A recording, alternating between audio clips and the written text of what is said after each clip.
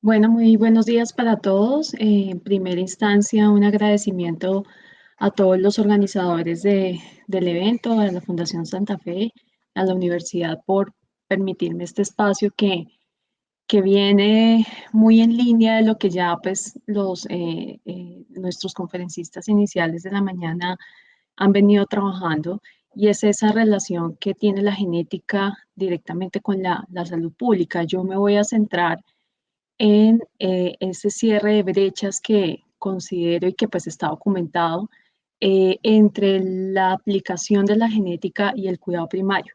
No podemos hablar de salud pública sin hablar de cuidado primario.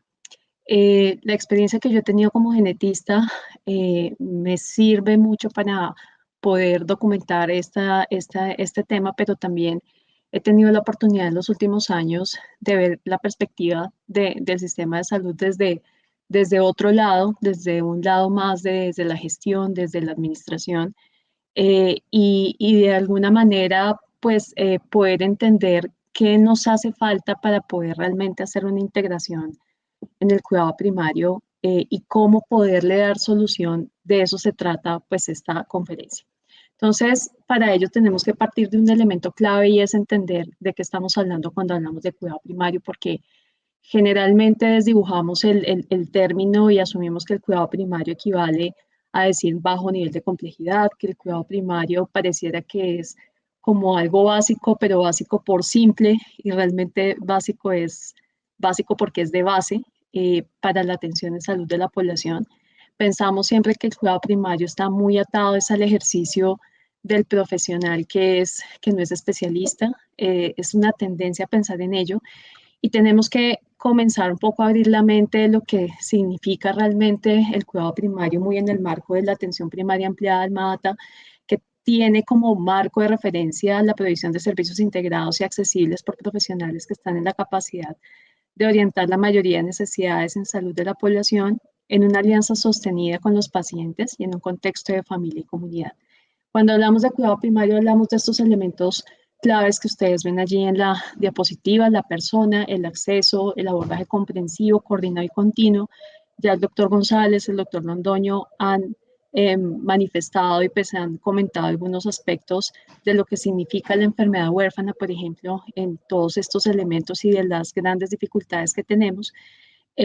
Pero quisiera relevar estos elementos para que vayamos pensando no solamente en las enfermedades huérfanas como esa forma de integrar la genética al cuidado primario, sino un abordaje mucho más poblacional, entendiendo que la genética puede ser una herramienta de utilidad clínica para enfermedades crónicas, para otro tipo de condiciones y poblaciones también diferentes a la enfermedad huérfana, sin quitar pues su importancia dentro del cuidado primario. Muchas veces pensamos que el cuidado integral de un paciente pues tiene que dirigirse hacia la persona. Parece obvio, pero muchas veces se nos olvidan los intereses reales de los pacientes. Y no solamente le pasa a uno pues en genética, sino en general en el día a día, una consulta, por ejemplo, de enfermedades crónicas. Para nosotros puede ser muy importante que el paciente tenga una adecuada técnica del uso del inhalador, pero si el paciente cree que se va a volver adicto al inhalador por usarlo, pues realmente, y no abordamos ese punto de la necesidad de esa persona, pues realmente no estamos haciendo mayor impacto en el cuidado de la salud. Y en genética pasa lo mismo. A veces de pronto nos podemos preocupar por un punto que a esa paciente, una paciente, por ejemplo, con una mutación en BRCA que es portadora, y realmente para ella el problema menor es la implicación que pueda tener para sus hijos, porque no piensa tener hijos, pero sí tiene otro tipo de preocupaciones sobre su propia vida o su hermana o su mamá, etcétera, y a veces eso puede pasar. El acceso y la coordinación los voy a unir aquí porque definitivamente si tenemos un problema importante en general en los servicios de genética, son problemas de acceso a oportunidad. Esto pues va muy de la mano con lo que vamos a ver ahora, pues de la deficiencia también de especialistas y de servicios de genética que estén integrados y que realmente sean del interés de las aseguradoras poderlos fortalecer, pero también del interés y compromiso institucional de las instituciones hospitalarias y de clínicas de mantenerlos allí. El abordaje comprensivo, las enfermedades genéticas, le preguntaban al doctor González por qué son tan fragmentadas las enfermedades huérfanas. Las enfermedades genéticas son multisistémicas en su gran mayoría, requieren muchas disciplinas para su atención, pero cuando el paciente comienza a ir a un especialista en cada punto cardinal de la ciudad, donde el especialista uno no se comunica con el 2 porque además tenemos problemas de interoperabilidad, pues allí hay un reto importante de esa pérdida de integralidad que puede dar un médico que sea realmente doliente y que le dé, como dice ahí en el último elemento, una continuidad en la atención. Tradicionalmente, los servicios de genética se han descrito, esto es una publicación ya un poco antigua del doctor Penchazadeh, que dice que pues, los componentes de los servicios de genética tradicionales tienen estos elementos, el diagnóstico precoz y preciso, la asesoría genética, el seguimiento longitudinal. Es lo que tradicionalmente, incluso desde la genética médica, pues se ha hecho también en el país. Es necesario, está bien. Sin embargo, pues dado también los diversos problemas de acceso que hay a servicios de genética, uno comienza a pensar cómo esto puede empezar a ser resuelto no solamente por el genetista, sino también desde ese cuidado primario básico que tiene el paciente en nuestro país. Esto también es bastante antiguo, son esas banderas rojas que nos permiten pensar en ese componente de diagnóstico precoz y preciso, que en el cuidado primario sea la consulta del ginecólogo, el internista, el médico general o de cualquier especialidad que atiende un paciente, pues deberían estar inmersas en ese disco duro de entender que puedo tener un paciente con historia familiar. Esto es una mnemotecnia clásica de cómo identificar rápidamente, por ejemplo, en la consulta de cuidado primario ambulatorio, un paciente con sospecha de enfermedad genética, de historia familiar, grupo de anomalías congénitas, que esa persona tenga una presentación excepcional o extrema, una condición común, ejemplo, un adolescente con un evento cerebrovascular, eso es, pues por supuesto que es una presentación excepcional, es extrema por la edad, retardo del desarrollo psicomotor en neurodegeneración, la presentación de una patología poco común. Aquí, por ejemplo, los dermatólogos nos ayudan mucho. Una lesión rara de baja frecuencia, por ejemplo, una angioqueratoma, puede ser que ese paciente tenga una enfermedad de Fabry u otra condición que pueda estar haciendo esta manifestación o valores sorpresivos de laboratorios. Ese paciente que está en consulta de medicina interna, que es adherente al tratamiento, que toma estatinas para su colesterol, pero el colesterol sigue muy alto, más de 500, puede tener una condición genética de base, por ejemplo, una hipercolesterolemia familiar, etcétera. Entonces, esta herramienta realmente parece sencilla de implementar, son esos signos de alarma que le deberían a uno hacer pensar en el cuidado primario que una persona puede tener una enfermedad genética, pero ¿qué pasa? ¿Por qué muchas veces esto no trasciende a un abordaje integral allí es el prestador primario de la condición genética y no llega nunca tampoco el genetista? Entonces todavía nos falta trabajar mucho en esto para poder hacer la identificación. ¿Cuál es el rol del prestador primario en un paciente con sospecha de una condición genética? Cuando hablamos particularmente de enfermedades de origen genético, me refiero a monogénicas, cromosómicas. Pues idealmente, cualquier paciente que está, y esto está determinado por las rutas integrales de atención de salud desde el ministerio, un paciente llega pues al prestador primario por demanda espontánea, demanda inducida o identificación de la comunidad, se hace una evaluación clínica y una clasificación del riesgo. Ese paciente pues por su curso de vida y por sus características tiene unas intervenciones específicas en todas sus actividades de mantenimiento de la salud, promoción y prevención, pero de acuerdo al riesgo, incluyendo los riesgos genéticos, que es lo que debería suceder, un poco ese triage genético que debería ocurrir, así como yo también me preocupo en el cuidado primario por revisar el riesgo cardiovascular en un adulto o revisar si por ser una mujer en edad fértil tiene tamizaje para BPH, pues el riesgo genético debería estar inmerso. Este es el deber ser dentro de ese abordaje integral y estratificación del riesgo. Yo, como prestador primario, debo empezar a hacer todo ese abordaje integral de factores de riesgo, de ir resolviéndole al paciente los problemas y las dificultades. Y si ya necesito una intervención con un prestador complementario, pues lo tomo. ¿Cuál es el rol del prestador complementario? Pues por supuesto que hacer la evaluación clínica, hacer el abordaje clínico, hablo de condiciones genéticas, hacer todo el manejo integral. ¿Y qué pasa? Aquí hay varios cuellos de botella. Uno, no solamente que en el prestador primario no haga ese triage genético, que no identifique esos riesgos genéticos que pudieran ser potencialmente abordados dentro del prestador primario, sino que una vez son detectados, la respuesta general es de una vez remisión al genetista. Entonces, yo creo que aquí todos hemos conocido las grandes barreras que hay, por ejemplo, de resolutividad desde medicina general en el país. Eso es algo documentado también. Y parte de esa pérdida de resolutividad es no abordar integralmente también al paciente que tiene riesgo genético. Entonces, esto sucede como cuando yo tengo un paciente con diabetes instaurada y lo mando directamente al endocrinólogo para que él lo maneje. Eso no debería suceder. Yo como prestador primario estoy encargado realmente de ese cuidado primario, coordinado, continuo, comprensivo, donde debería resolver la mayoría de cosas que tiene el paciente, incluyendo los riesgos genéticos. Pero eso no pasa. Entonces, si lo identifican que ya hay un primer cuello de botella, puede haber un segundo cuello de botella y es que inmediatamente lo remito al genetista. Y cuando ya el prestador complementario que tiene un servicio de genética lo aborda, lo diagnostica, etcétera, y hace pues como inicia todo el seguimiento y el plan de manejo para ese paciente en particular, muchas veces ese paciente no retorna al prestador primario, se queda en una dimensión de un montón de especialidades, donde lo ve uno, lo pasa al otro, viene aquí, cada especialidad le dice algo distinto, y el paciente se pierde dentro de toda esta nebulosa de fragmentación de la atención, nunca vuelve al prestador primario, que es además ese doliente de todos los aspectos de la salud, no solamente de la condición genética, porque es que un paciente con una enfermedad genética no solamente tiene su enfermedad, sino que también tiene un curso de vida, necesita unas actividades de mantenimiento de la salud, necesita una citología, necesita una actividad de educación en aspectos seguramente nutricionales, tiene riesgo cardiovascular si es un paciente que llega a la vida adulta, y entonces ocurre la fragmentación y ya el rol del prestador primario pues se pierde del paciente que tiene una condición genética ya diagnosticada en el sistema. Esto es parte del contexto. Ahorita pues voy a contar pues posibles soluciones, pero sí me parecía importante presentar algunas barreras identificadas en diferentes revisiones.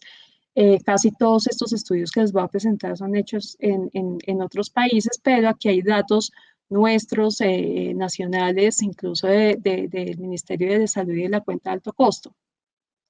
Para nadie es un misterio que la prestación de servicios de genética, pues los costos son elevados en cuanto a los test genéticos y los medicamentos. De eso no voy a hablar, ya fue bastante desarrollado en las presentaciones anteriores.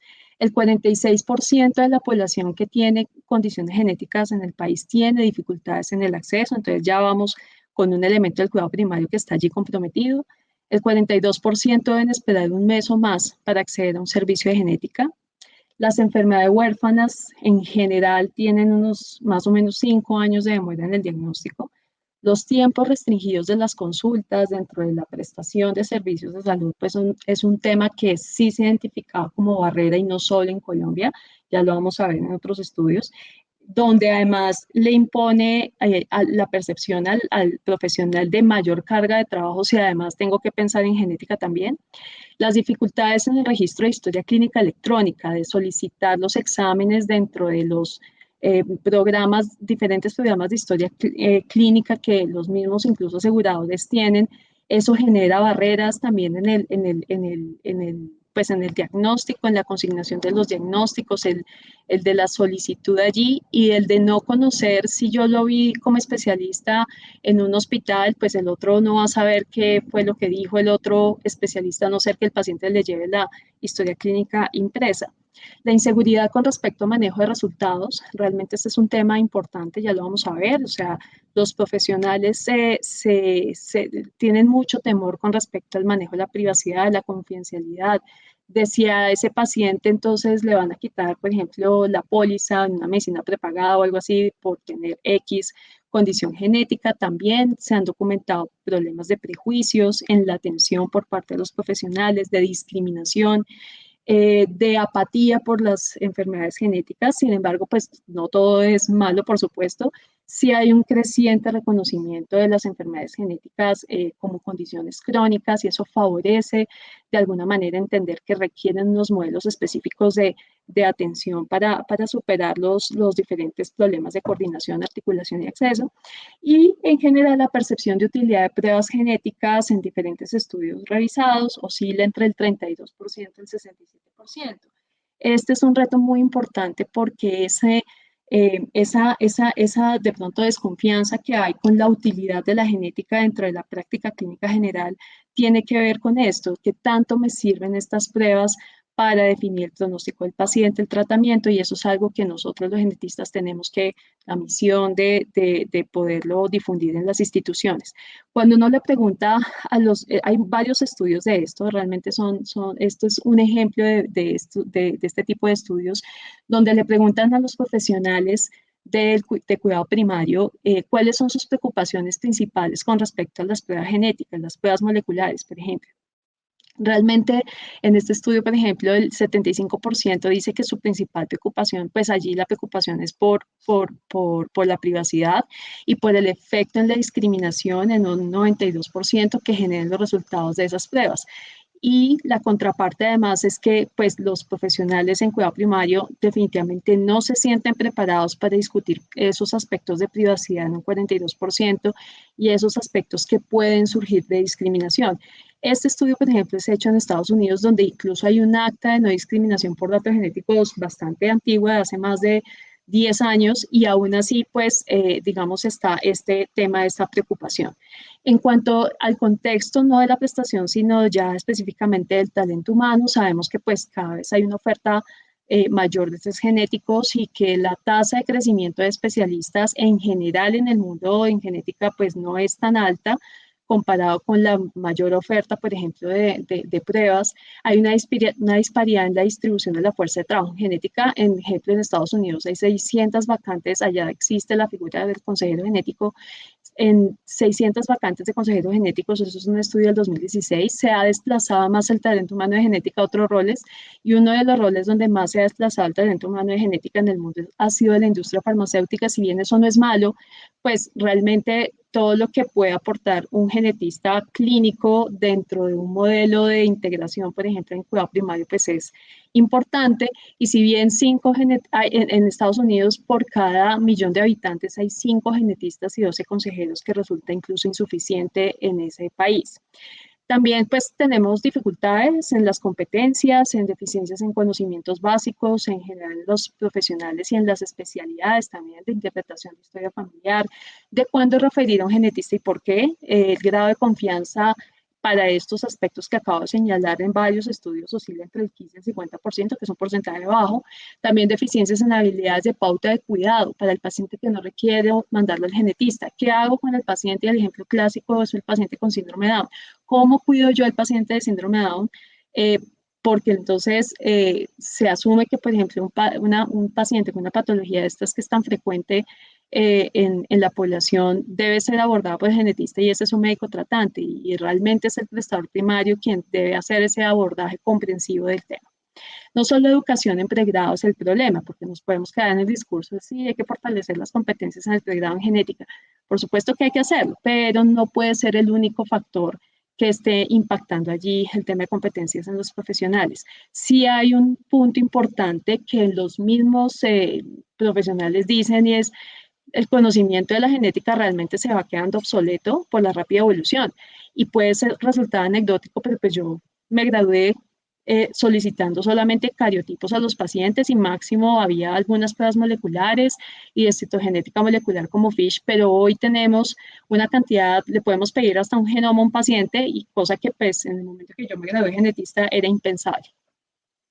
El talento humano en Colombia, todos sabemos que hay un déficit importante en general de especialidades. En especialidades clínicas, pues el tema es bien evidente. Ustedes ven aquí, esto es un informe del Ministerio de Salud, donde vemos el acumulado de número de especialistas por cada especialidad. En Colombia más o menos tenemos 2.7 especialistas en áreas clínicas por cada 10.000 habitantes. Y si bien siempre se ha pensado que esto es un problema, sobre todo en las básicas, pues en genética médica ustedes ven allí que el problema es importante. Ayer me señalaban, claro, acá no están todas las personas que trabajan en diferentes formas de atención que han tenido doctorado o maestría previo a la creación del programa de especialización de genética médica en la Javeriana, que sumarían más personas o recurso humano que atiende problemas de genética en el país. Sin embargo, pues sí es bastante llamativo, pues estos números es el menor número de especialistas, por lo menos a corto 2017, de todas las especialidades clínicas. Esta es una revisión de la literatura donde buscan precisamente determinar esas barreras en la integración en el cuidado primario de la genética. No me voy a tener mucho acá, es tal vez la revisión más importante que hay de 1.340 artículos que pues, revisaron allí. 42 realmente identificaban estas barreras y proponían además estrategias específicas para superarlas, y estos tres componentes resumen un poco esas barreras. El tiempo insuficiente en los contactos clínicos para hacer ese abordaje integral de riesgo genético, el acceso a los servicios de genética, que no solamente tiene que ver con la oportunidad de conseguir un especialista en genética, sino también de tener recursos mucho más cercanos a la mano, de hecho una llamada a un genetista, un recurso online que me permita tener un árbol de decisiones para resolver más fácil la situación de riesgo que yo estoy detectando con ese paciente allí en el cuidado primario, y el conocimiento limitado, por supuesto.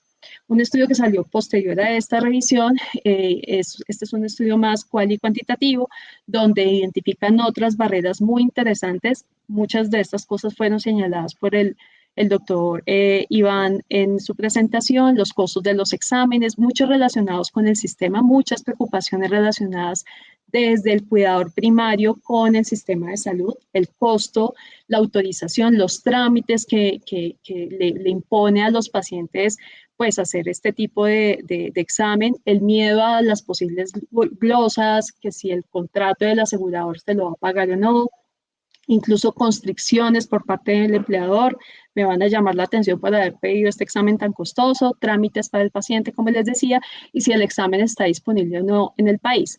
En esto también hay mucho desconocimiento, o sea, el desconocimiento no solamente es en cómo hacer un árbol genealógico, cómo identificar un mecanismo de herencia, sino también de lo que realmente está incluido dentro, por ejemplo, de nuestro país, dentro del plan básico, realmente qué exámenes diagnósticos están disponibles en el país.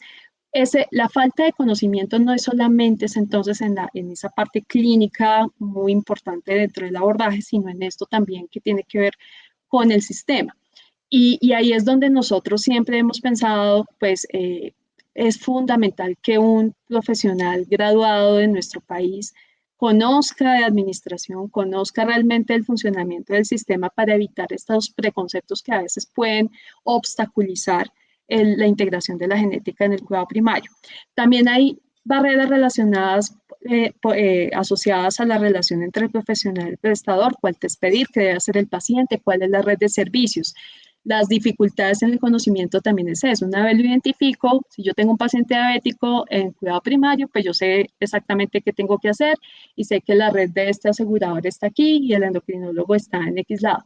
En genética, como no todo el tiempo estamos viendo pacientes de genética dentro de este cuidado primario, pues a veces ese desconocimiento puede generar esa barrera, y hay un factor que me parece muy importante que son los relacionados con el paciente.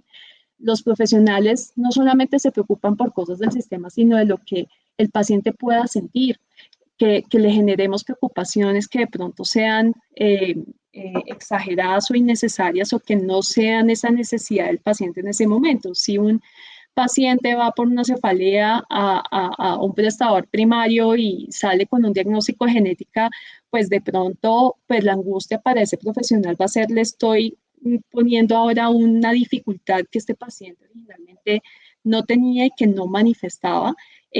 Eso es una preocupación frecuente de preguntas, además, que no puedan ser resueltas fácilmente.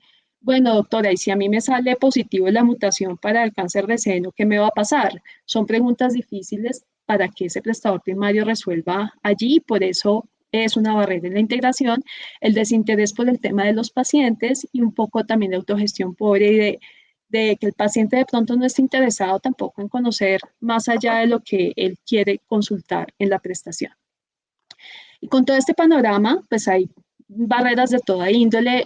Sí, también hay pues muy buenas noticias en cuanto a propuestas de integración del modelo dentro de la práctica clínica en el cuidado primario. Este modelo me pareció supremamente simple, simple en el buen sentido de que pudiera aplicarse realmente en un escenario, por ejemplo, como el colombiano, donde tenemos además unas particularidades importantes con respecto a la prestación y la relación, por ejemplo, con los aseguradores.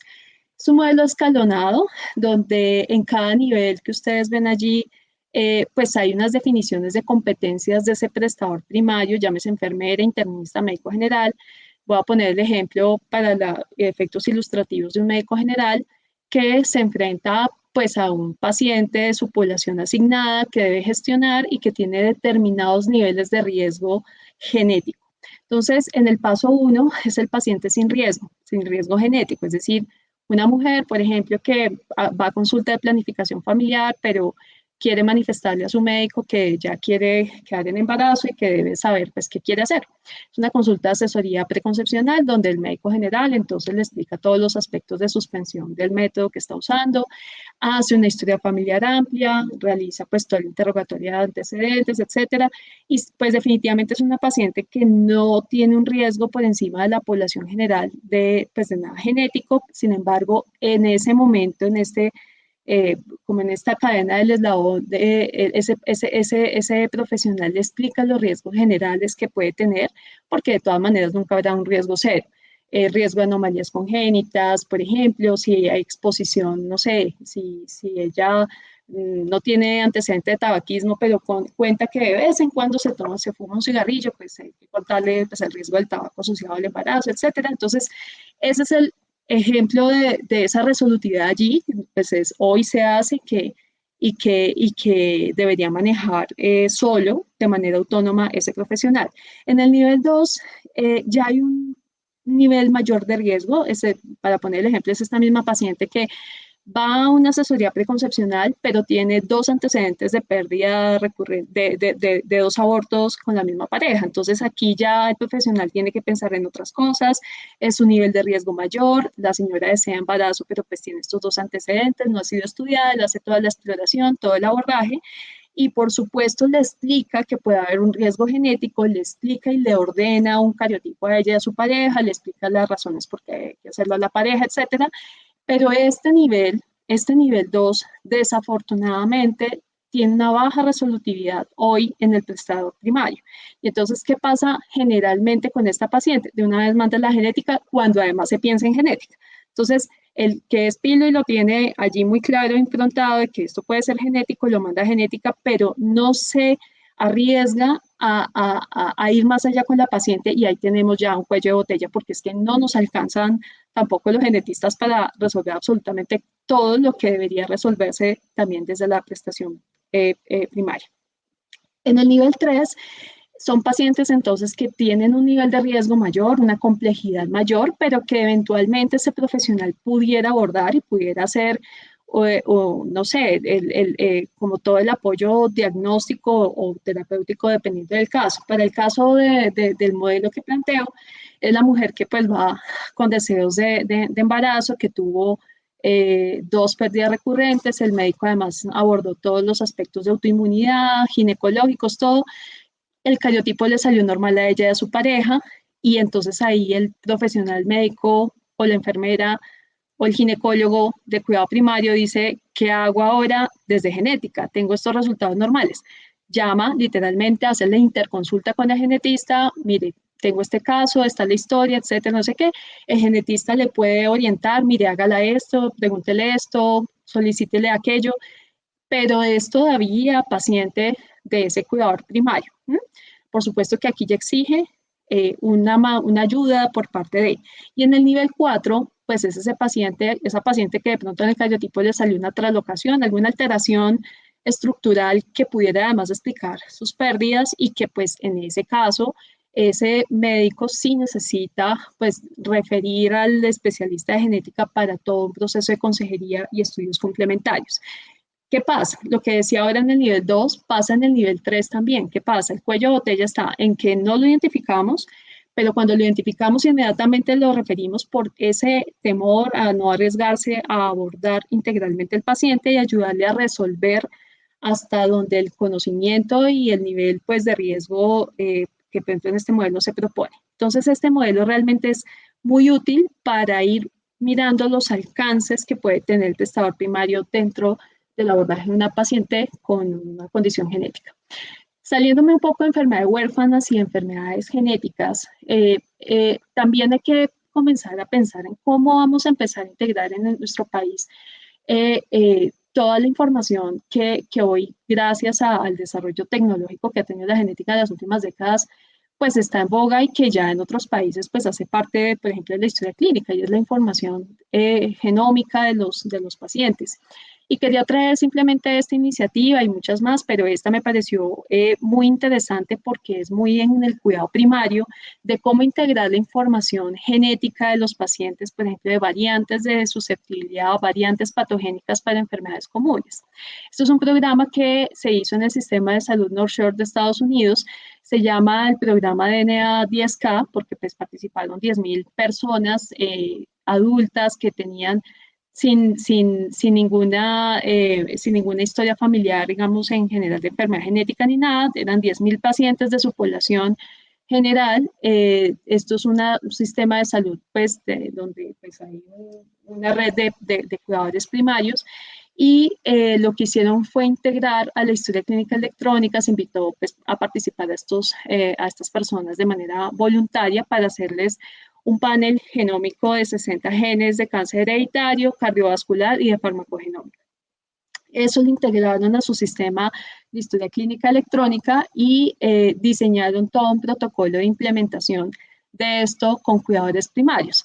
¿Qué hicieron de manera interesante? Primero, escogieron un grupo de líderes de cuidadores primarios, médicos generales y enfermeras.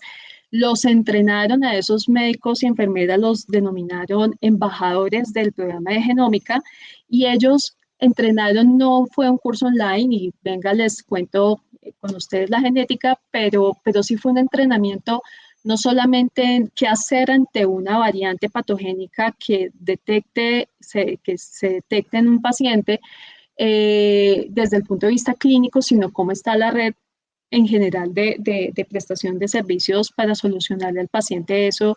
Eh, ese entrenamiento fue además hecho a través de un acompañamiento casi que uno a uno para esos embajadores y ellos mismos daban retroalimentación semanal en unos grupos de especie de juntas médicas o grupos clínicos resolutivos con los líderes del equipo sobre las diferentes situaciones clínicas que se les iba presentando. Entonces, era muy interesante porque era aprender además de otros, a partir de personas que fueron convocadas, que manifestaban interés, que fueron capacitadas, entrenadas, pero sobre todo acompañadas, o sea, esto era con el genetista casi que al otro lado del teléfono todo el tiempo, y diseñaron una serie de indicadores genómicos que no es otra cosa que un sistema de alertas dentro de la historia clínica, de tal manera que si yo atendí a una paciente, por ejemplo, que tuviera esta variante que estamos viendo acá al lado derecho, que es una variante patogénica de BRCA, pues al médico le sale la alerta. De hecho, eso es algo que hoy sucede con muchos sistemas de información de historia clínica.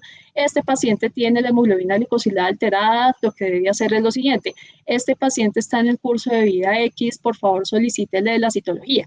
Entonces, esto mismo se integró en la historia clínica, entonces el profesional tenía estos sistemas de indicadores genómicos o alertas en la historia clínica con una orientación sobre qué hacer en dado caso de, y con el acompañamiento del genetista al otro lado. Esto fue una implementación, fue un estudio piloto, donde además los profesionales desde el cuidado primario comenzaron a cambiar un poco su percepción sobre esa integración. Ya veían con más confianza el resultado, por ejemplo, de confianza en la utilidad clínica de los resultados derivados de la medicina genómica, que yo les contaba que más o menos está en un 50-60%, para ellos aumentó después de toda esta implementación en un 80%.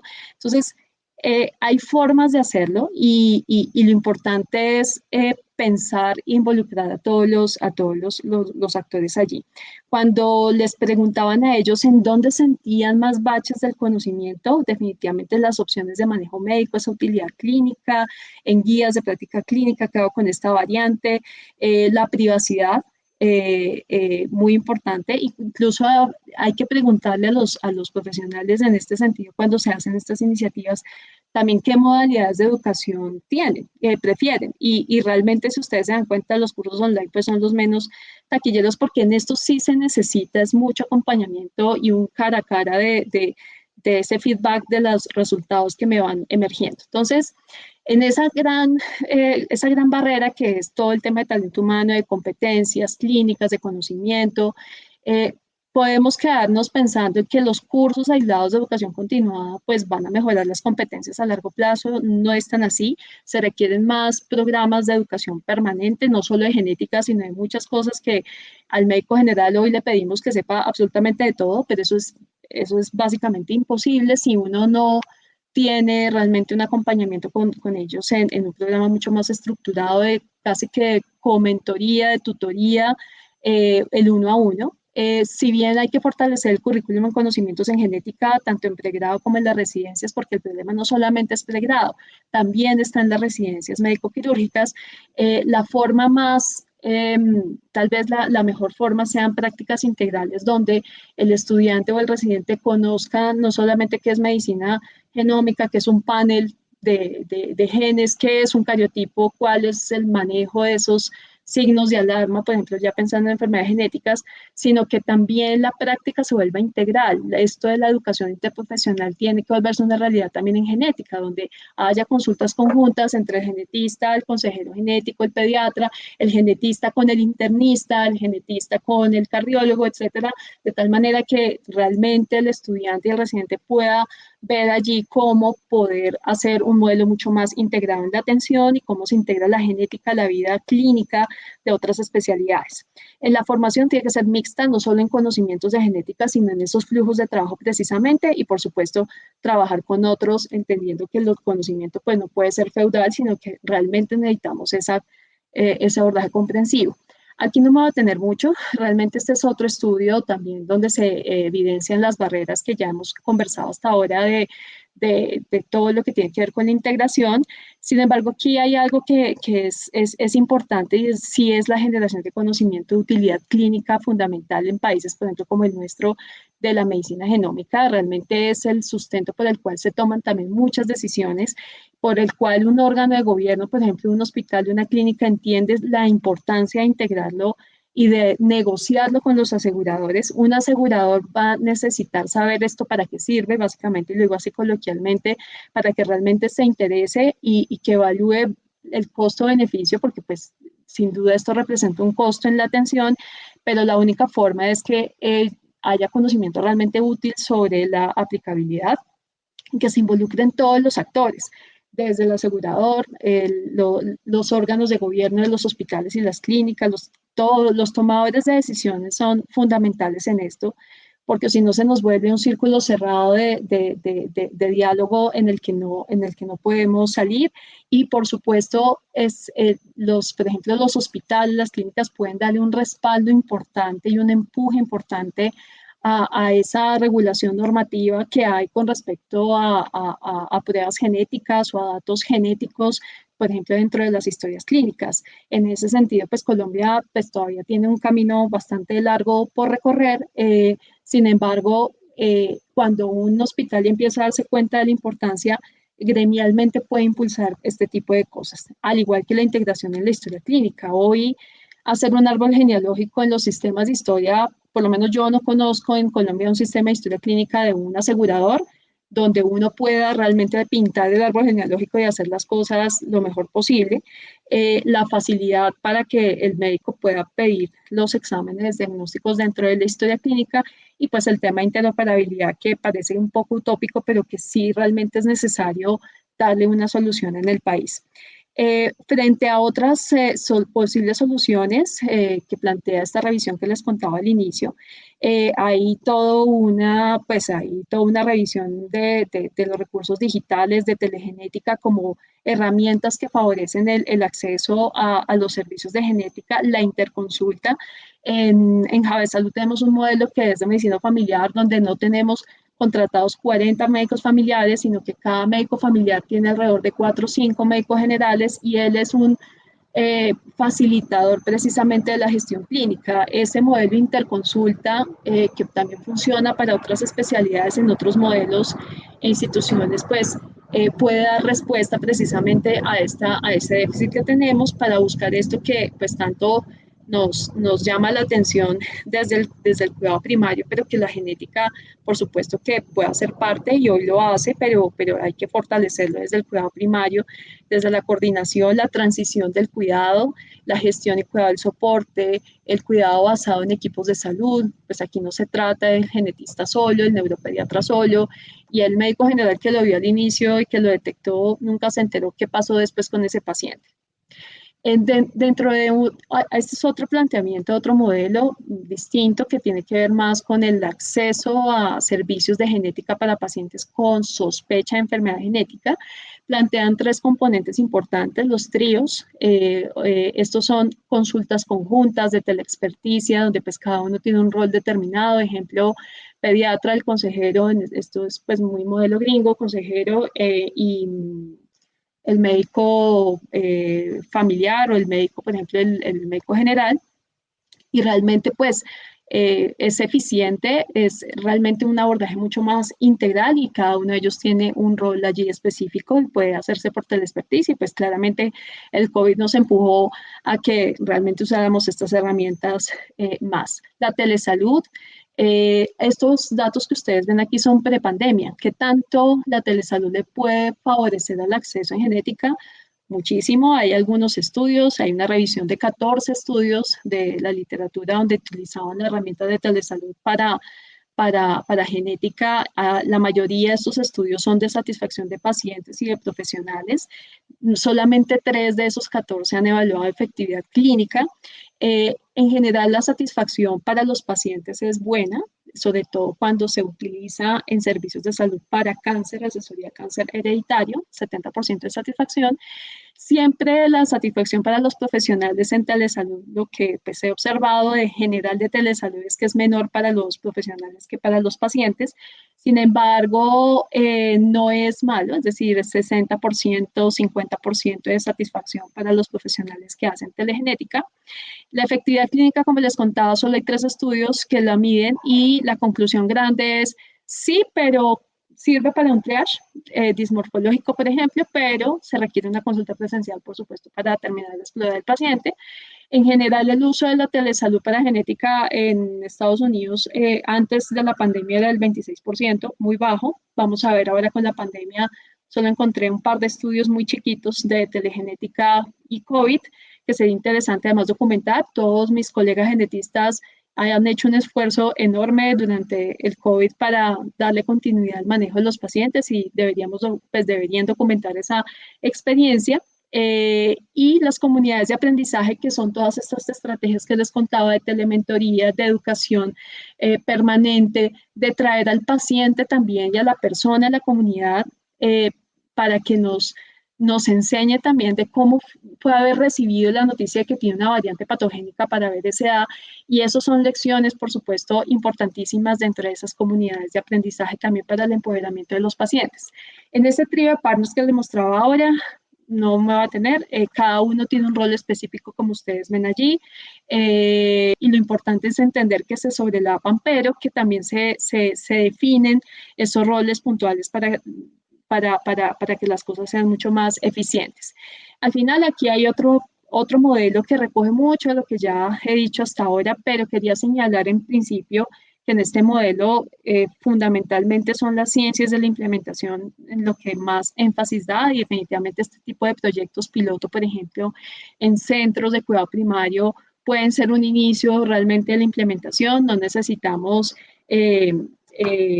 grandes cosas para iniciar, sino realmente mucha confianza. Por supuesto que debe haber algo de financiación para un piloto de estos, pero sobre todo se necesita confianza y entrenamiento uno a uno, entender que debo trabajar con otros para que eso realmente suceda. Ya ahí, para ir finalizando esta charla, hay un modelo desde medicina familiar. Ellos hicieron, esto es una revisión donde identificaron muchas de las barreras que ya he contado en toda la charla, pero además por cada barrera hicieron también un modelo un poco escalonado de cómo superar las barreras en todo lo que es la integración de la genética en la medicina familiar particularmente. Y pues ustedes saben que la medicina familiar es un eje central dentro del cuidado primario. Entonces, la primera barrera que ellos detectan allí es la ausencia de conocimientos y habilidades clínicas por parte del cuidado primario para abordar y darle resolutividad desde ese primer nivel básico. Esto es un ejemplo de un caso de una paciente y cómo se supera esa barrera con una estrategia de acompañamiento y de entrenamiento permanente para esos cuidadores primarios. Se trata de una paciente de 35 años que vive en la ciudad con su esposo y sus dos hijas de 13 y 10 años, trabaja como peluquera, es casada, asiste a consulta de medicina general.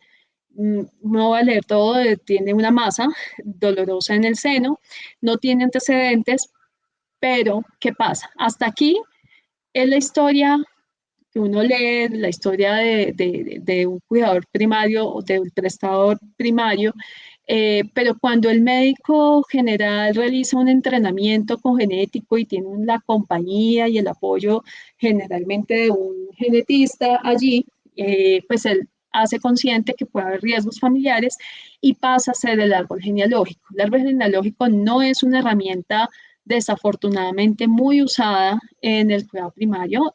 La herramienta del familiograma es una herramienta que sí usan los médicos familiares, pero cuando uno habla de cuidado primario, recuerden que no solamente es el médico familiar, sino incluso el mismo internista, el ginecólogo, y la verdad es que pues es difícil además usarla porque también dentro de la historia clínica no tengo la forma de hacerlo, pero un médico que ya está sensibilizado, capacitado, acompañado, sabe que debe entrar a mirar los antecedentes. Si no hubiera hecho ese entrenamiento, seguramente esta historia familiar que ustedes están viendo al lado derecho, pues no se hubiera podido evidenciar.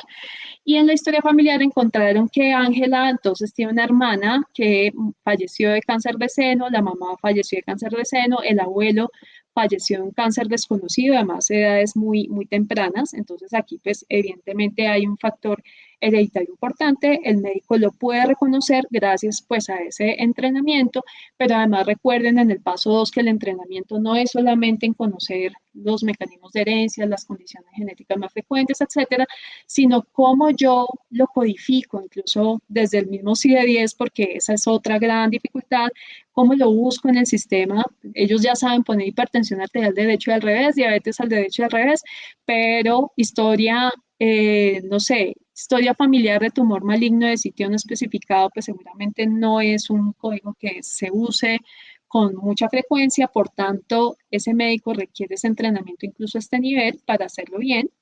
Y el entrenamiento también está dado en el uso de herramientas donde pueda tener rápidamente en la consulta un árbol de decisiones para saber qué hacer. Bueno, tengo esto y ahora yo qué le digo a la paciente. Entonces, en el paso 3, pues allí el médico encuentra pues que tiene un signo de alarma, por supuesto, revisa las herramientas de consulta online. Aquí pues puse un pantallazo de una, por ejemplo, UpToDate. Ese médico habla con Ángela sobre la derivación, entiende en qué nivel de riesgo está, sabe que debe derivarla, porque pues si nos acordamos del primer modelo, pues ya estaría como en un nivel 4. Le informa la oportunidad de que ella podía tener una mutación y le hace una interconsulta a ese genetista ahí en ese momento, porque él no estaba de pronto muy seguro en si lo que está viendo en este árbol de decisiones es lo correcto, llama al genetista o hace una teleexperticia allí y entonces el genetista lo orienta, le resuelve, etcétera. La paciente se va con mayor claridad de lo que le va a pasar, de lo que tiene que hacer, y eso también incluso mejora su propia experiencia de la atención. Eso además genera satisfacción para el profesional que está allá en el prestador primario que tenía incertidumbre de cómo manejar el tema. Y el paso 4 es que además el paciente también se empodere de su situación, que también entienda que él tiene un rol dentro de su familia, porque pues esto es un asunto familiar de riesgo y entonces el médico le enseña cómo usar, por ejemplo, una herramienta online para hacer su propia historia familiar y entonces ella se va con esa tarea y no lo hubiera podido entender si no se hubiera, digamos, borrado como esa barrera que tenía ya el paciente, el profesional. Y finalmente las alarmas de historia clínica son fundamentales para ayudarle a ese profesional para saber qué hacer. Definitivamente eso es clave. Ahora, el paso 5 se refiere ya a esos servicios de genética proactivos. A mí esa palabra no me gusta mucho, pero realmente creo que cuadra muy bien con esto que está allí planteado y es, listo, el asunto no es solamente para la paciente. Pasan los años, la hija de esta paciente va a la consulta, tiene una masa y en la alerta de historia clínica dice, la mamá tiene una mutación en BRCA o lo que se le haya encontrado. Entonces, es una forma de gestionar ya el riesgo familiar, pero eso requiere que pues esta historia clínica realmente pueda integrarse esa información de tal manera que después la hija cuando vaya pues tenga esa alerta allí para que se gestione el riesgo desde el inicio de manera adecuada. Solamente finalizo con esta reflexión. Parecieran muchas barreras en la implementación, pero pues definitivamente sí hay que comenzar con algo y hay que comenzar bien pensando en el cuidado primario. La genética dentro del cuidado primario sí es posible. Creo que son temas de confianza e involucrar a todos los grupos de interés, de educación permanente frente a los profesionales, de flexibilidad, incluso que las normas nos permitan, por ejemplo, hacer una llamada telefónica a través de un medio digital con un genetista. A ese nivel de flexibilidad sí debemos llegar, y no solo en genética, en general en toda la telesalud. La pandemia nos demostró que sí lo podemos hacer y ojalá se mantengan muchos de esos aspectos flexibles que nos permiten la gestión integral y no tanta fragmentación y mejorar la resolutividad para pensar en genética y el cumplimiento de la triple meta en la implementación. Muchísimas gracias.